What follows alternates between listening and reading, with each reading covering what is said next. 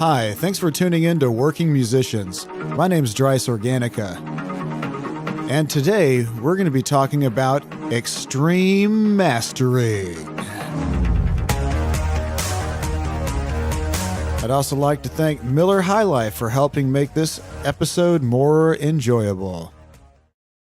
Alright, so a while back a friend of mine, who is a local rapper, gave me a CD of his that he had already made several hundred copies of and was distributing, and gave me a copy of it to listen to, right? You know, guy I had known, I didn't realize he was a rapper, right? So, you know, push come to shove, you find out a little bit more about the situation, and so I pop into my CD player in the car, and I'm like, wow, I'm actually pleasantly surprised. This guy's pretty darn good.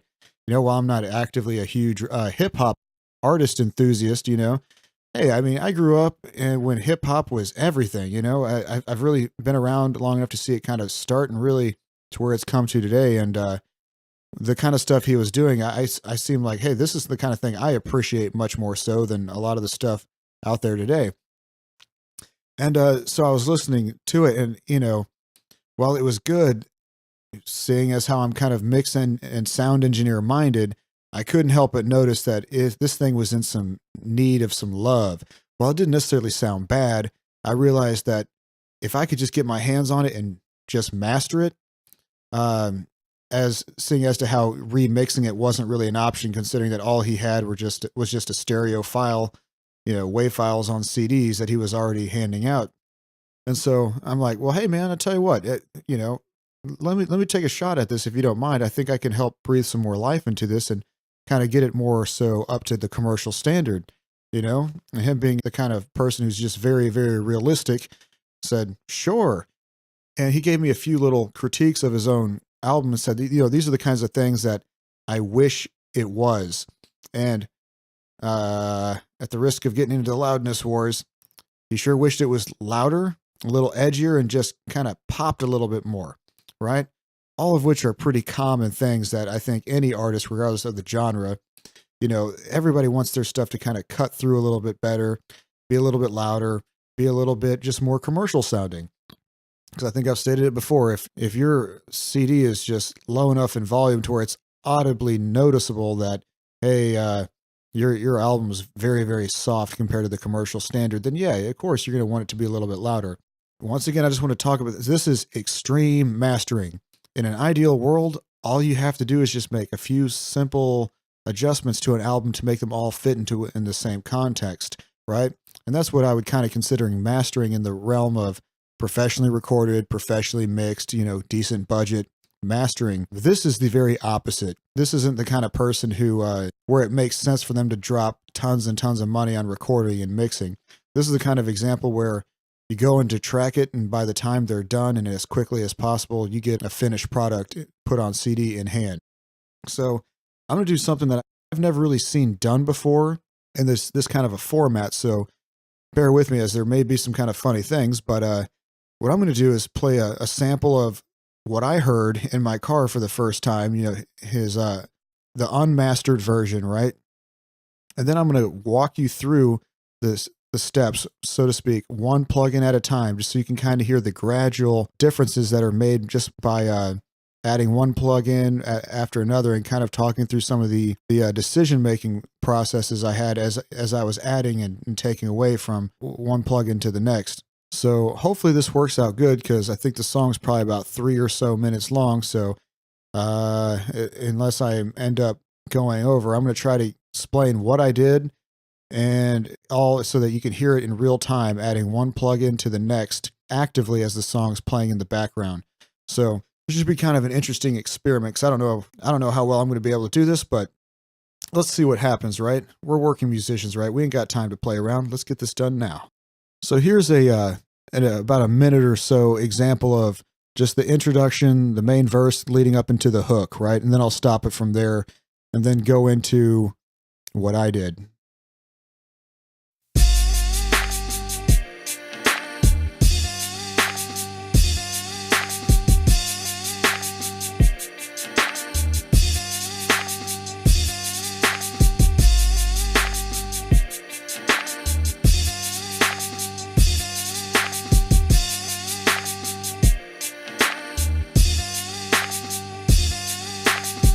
Myself and Keys, we got the rage of a lion. He's got the beat so heaven sent with lyrics lifted by Zion. It's so highly spitting with the words that I've written to touch your brain and stimulate the nerves that's holding your rhythm. It's no competition, this is envied by many. No radio, but pure respect, you bet we getting it plenty. You think that just your game and we just going through motions, but this is destiny and definitely a strong enough potion to get you hooked. Real talk, real beats and real feelings. And how do we describe which is real? Just please listen. I'm a MC and father with the power infusion to bind your words inside the beat and make this vivid illusion that this is easy, though it's not, but it's fun to make you wonder. Subject matter, tone and simple things that make you ponder and move. You take that two while we step back for the threes. Misunderstood, a classic track made with keys, for real. What you know about me? I'm just a writer and poet, I do this for my freedom, can't you see? What you know about he puts the sound together to get you moving, people call him he. What you know about we? It's more than likely a classic when we together, perfect chemistry. You know what it's gonna be. Music murder with purpose, we ripping up the track surgically. So unimagined by many, the way we walk through this music so very softly. So yeah, it doesn't sound bad at all, but definitely I think there's some room for improvement on just the overall sonic quality of this. And while in a perfect world, we'd just go ahead and remix the thing, that just wasn't an option. So I'm going to go through this track and explain the decision-making process I made as I was mastering this particular song. So the way it's going to sound is I'm just basically going to play the track and talk over it and give you short little snippets of me being quiet so that you can kind of hear the difference actively as the song is playing from one plugin being added to the next with a brief explanation. And then afterwards, I'll just play the entire track, the finished mastered track. Okay, so the first thing I did was set the parameters of the low end by using a linear phase EQ and cutting off everything below 25 hertz at a gradual slope using a high-pass filter. And then within the same broadband EQ, added a 1 decibel bump to 1464 kilohertz just to kind of increase the presence of the vocals, as I felt that they were a little bit light in the mix. Here's how it sounds. With lyrics lifted by Zion, it's so highly spitting with the words that I've written. Okay, and from there I realized the kick drum needed a little bit more popping and bang to it, so I used an SSL compressor simulation to increase that by setting a 10-to-1 ratio with a 30 millisecond attack and a 0.1 millisecond release with 1 decibel of makeup gain. And how do we describe which is real? Just please listen. I'm a MC and father with the power. From there, I decided to use a little parallel compression on the low end, just to add a little bit, once again, more of the low rumble from the synths in the background from the sample. So I used a recomp EQ that comes standard with Reaper and set an attack at 0.6, release at 264 milliseconds with a 2.3 to 1 decibel ratio, and set the low pass at 83 hertz and the high pass at 32 hertz. So all it's really doing is compressing in parallel roughly 50 hertz on the low end. Here's how it sounds. You know what it's gonna be. Music murder with purpose, we ripping up the track. Okay, and so from there I realized, okay, things are sounding better, tighter, and punchier, but the EQ isn't quite where it needs to be. So I used a trick I learned from Ronan Chris Murphy and used a little EQ plugin to add roughly 4 decibels of gain on a bell curve at 20 kilohertz to add some air and some presence to the high end. Using the same plugin, I also added 2 decibels at 3 kilohertz just to add a little bit more sizzle and pop in the high end to make it sound more like a modern production. And I noticed that at around 240 hertz, I took a 2 decibel cut just to kind of reduce the mud and add a little separation and make it a little bit more crisper and clearer. Here's how it sounds. From there, I decided to use the SSL channel strip plugin to kind of give it a little bit of flavor. I didn't actually do anything to the EQ EQ or compression on the strip. I just put it in there to kind of emulate what a console would sound like, just to kind of give it a little bit of flavor. And I think it kind of added to the ambiance of the overall master. And naturally, you got to limit stuff to get it up to commercial volumes to get it where you want it to be. So using a brick wall limiter, added 6 decibels, took a little bit off the top just to bring it up to commercial volumes. And here's how it sounds. It's more than likely a classic when we together, perfect chemistry. You know what it's gonna be.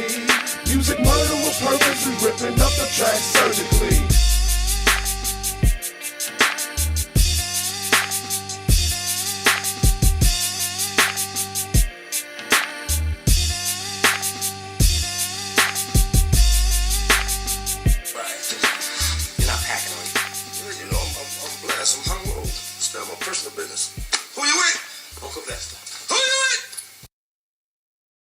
Okay, and so as promised, here's the full finished mastered version.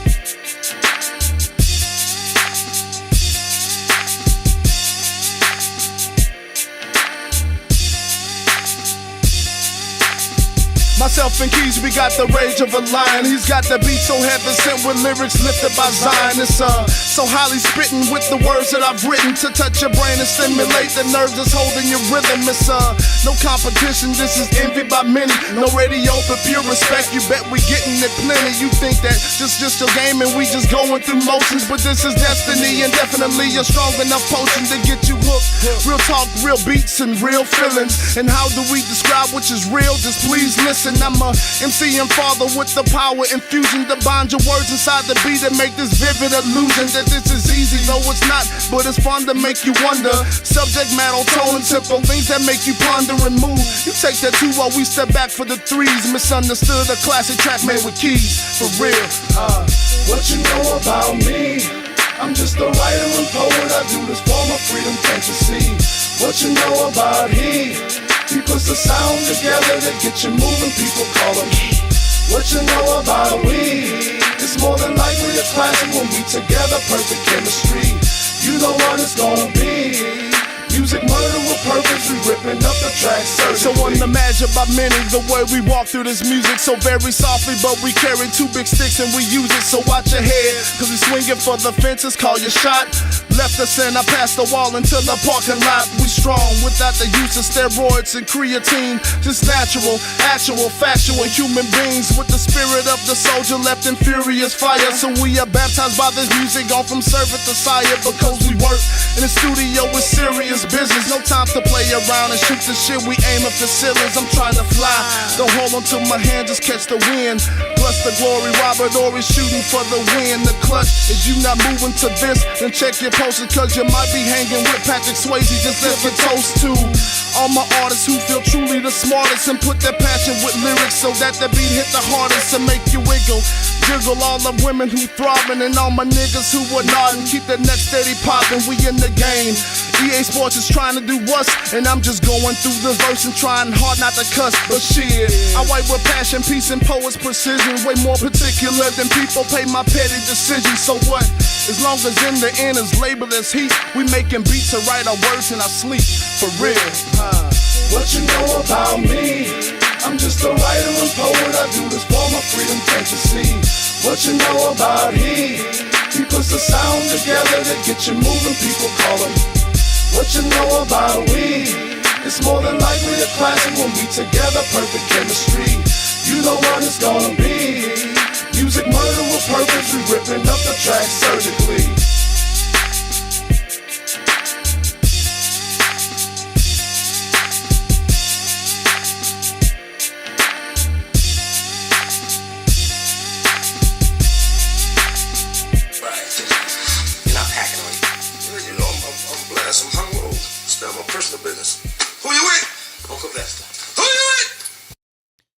Okay, so something I should probably point out is that generally I don't put the slap a limiter on the very end of my signal chain and then just bam, it's done once I crush the heck out of it. No, usually that's something I'll put on fairly early as I'm mastering and kind of sort of master through it, but I won't have it set to very aggressive settings. Now, once I do start to, really push things as hot as I think I can, depending on what I'm doing, some things it's just basically you put it on just to kind of bring it up, and it never actually takes too much off the top. Hardly ever will you even see anything in the meter being reduced. But in something like this, it's doing quite a bit of reduction. You see quite a bit of stuff being chopped off in the meter. So naturally, once you start pushing it hotter and hotter and deciding, okay, how far can I push this? How much headroom do I really have before it's just distorting like crazy? Once you kind of get it to a certain point, that's when of hotness, you kind of have to go back to your EQ, your compression, or whatever you've done previous to that, because generally you put your limiter at the very end of the chain. And so, in all fairness, I didn't exactly follow this process as I demonstrated straight through, like I talked about it, but essentially that's what I did. But after the fact, I couldn't tell you exactly what differences I made between the compressor and all that. I just was able to see what I settled on at the very end and just kind of talked about it. So I'm sure that there was a few slight changes and tweaks I made to the compression and EQ after I started pushing things real hot. I just figured that it's something I should probably admit or let you know, so that I don't want people to thinking that, that this is how you master, and that, you slap a limiter on and you're, okay, it's crunchy, now it's done. No, once you really start pushing things hot through the limiter, you begin to realize that there are some other tweaks you might need to make, especially when it comes to extreme mastering. There is no set it and forget it. And another thing to take into consideration is that this is track, I think, 10 on the album out of, I think, 17. So this was not the first song on the album that I'd mastered. It was one of many in succession. So there might have been some things like adding the SSL channel strip just to kind of add some flavor to it, even though I didn't use any EQ or compression or do anything within that plugin on the channel strip. I just kind of put it in there, kind of add some solidarity and add a little bit of a consistency to the flavor from one track to the next. Something I think is, done fairly common, but, it's something that anybody can do to their mixes or masters just to kind of help flavor it a little bit. And really, you can do just about anything. If you've got a pretty colored EQ or a piece of gear that you like just the overall sound of, there's no problem just simply running it through there just to put a little bit of that flavor, that stank on there. And that's perfectly fine. There were a few things that I may not have done if I were just mastering this as a single, had I not done a few of the other tracks.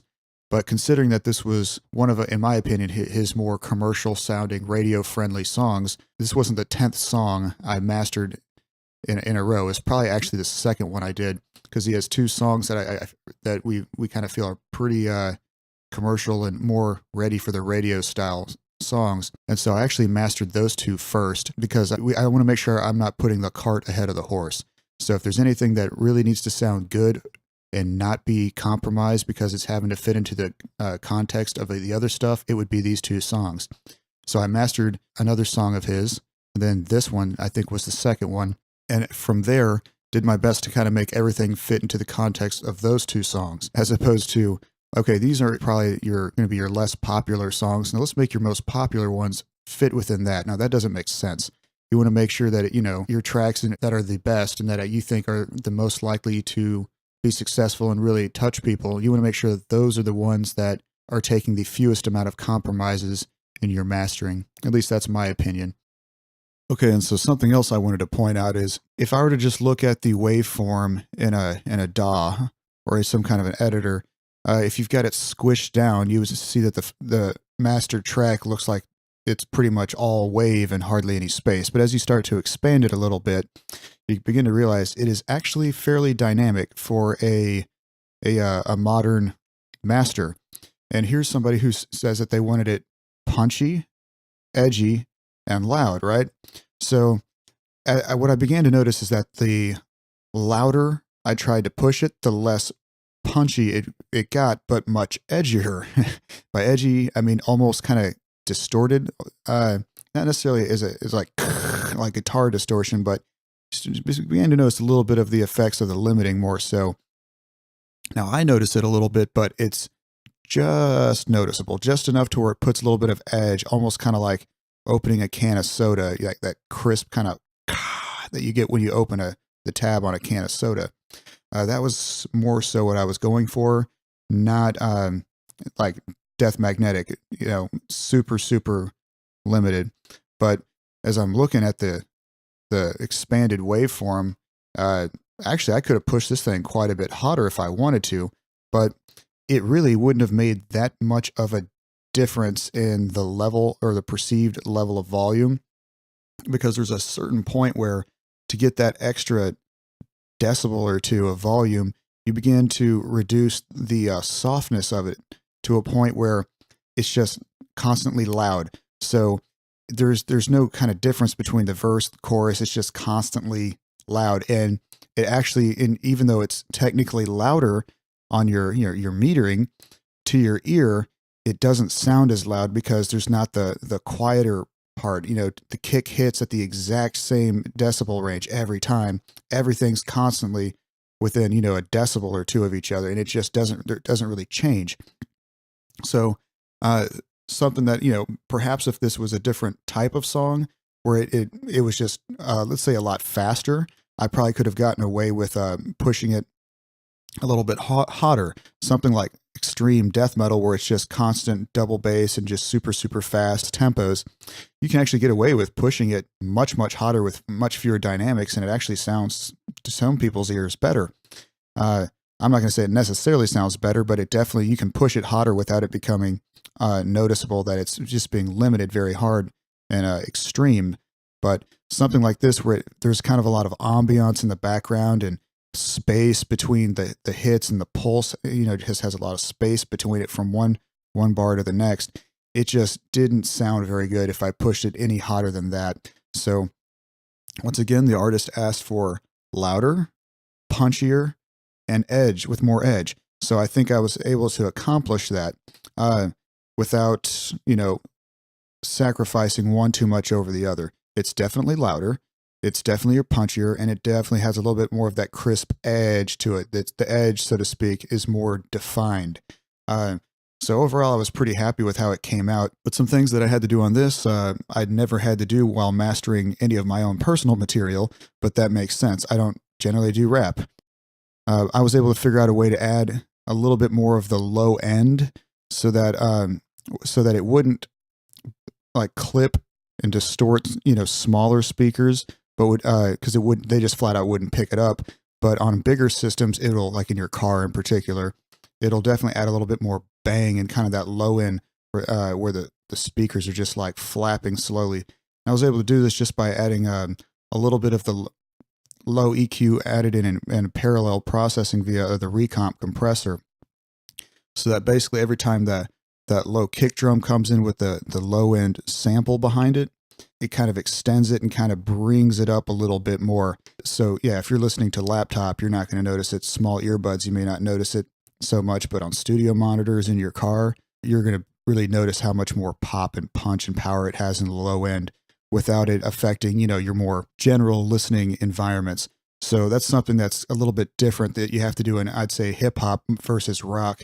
Not to say that the low end's not important in other sources or other genres. I mean, it's important in everything. The low end is kind of your bread and butter when it comes to mixing and mastering. But in hip hop, it's one of those things where it needs to be pronounced and over exaggerated because that's just kind of how the listener tends to expect it and prefers to like it. I think it sounds pretty cool like that myself. The problem with mastering it and trying to bring things up to commercial volumes when you do this is you have to be very careful because too much low end on laptop speakers and some earbuds and low end listening equipment like desktop computer speakers, which is what a lot of people are listening to, or even in low end car systems. You can't barely even have it up to a comfortable listening volume, and you notice that the low end is causing a separation and splattering sort of effect in your speakers. So that's something that you have to be careful with when mixing, perhaps EDM music or hip hop, is that you want the low end to be strong, but you have to make a compromise of where you make cuts and where you boost and what's the most important, because if it's clipping in people's earbuds at their normal listening volumes, they're not going to listen to it. And if they have to turn it down to keep it from clipping, they're probably not going to be too impressed with what's on the track because they can't listen to it the way they prefer. So just something to kind of be aware of. If you are a rapper or somebody in a genre where the low end is very important, is that you want your mastering engineer to cross-reference this on as many sources as possible and realize that if you're listening to it on the studio monitors in the control room, realize that it's not going to sound quite like that in the car or in other playback systems. And so you as an artist in particular, the mastering engineer probably already knows this, but you as an artist need to understand that if you keep saying, hey, yeah, I want more low end, more low end, more low end, keep in mind that it may not translate into anything other than your super hi-fi speakers with, thousands of watts of it going into your subwoofers into your trunk of your car. Outside of that, it's not going to sound right. So definitely, before you make any, critical decisions on how things sound, listen to it on your earbuds, listen to it on headphones, laptop speakers, before you go listening to it into the car or on the big studio monitor setup to make sure that it translates well. So aside from putting a little bit of very low end in parallel compression, back into the master, I mean, nothing I did on this was too far from the realm of normal. Adding a 10-to-1 compression ratio on a slow attack, quick release on a compressor on a stereo bus is not uncommon. It's done very commonly to kind of help make the low, like a kick drum or something, kind of pop a little bit more. So that's not a new trick. A lot of people know that. Adding a little high-end boost to like the extreme high end of the EQ spectrum, that's not an uncommon trick. Like I said, I learned it from one of my favorite mix engineers, but at the same time, he learned it from someone else, and it's not uncommon to hear people say, yeah, I usually like to add a decibel or two boost around 10K. Some people have different opinions on this. One thing that I would say is a little bit more extreme is I've never had to add up to 4 decibels on the extreme high end. So that was something I did probably a little bit more than I normally would. Usually I don't add much more than about 1.5 decibels, maybe 2. But in this situation, I felt like it was lacking in comparison to the low end, in that by adding more volume to the high end, I'm basically decreasing the low end too. But also this stuff's going through compressors, and by the time it hit the compressor and the parallel compressor on the low end, the high end was just kind of behind. So maybe the reason why I had to use up to 4 decibels on the high end is just to kind of bring it back up after the 2 series of compressors that I had used before that. So that I guess it's not too hard to imagine why, hey, you added a bunch of low end, compressed it, don't be surprised if you have to do a little bit afterwards on the high end to kind of bring it up in intensity. So, but outside of that, I'd say it was a fairly normal master, other than the fact that I had to do a lot to really get it to pop, and more so than I would normally do if this had been something where somebody had spent a lot of time mixing. But to me, it was fairly clear that, whoever had mixed it for him did not have the luxury of a lot of time or possibly the skill set to really make it shine, even though I thought it sounded overall pretty good. But clearly it hadn't been mastered. But like I said, I think the song was good, the performance was good, and the mix was okay, but I wouldn't call the mix good. And so as a result, it took a lot more effort and measures to really master it.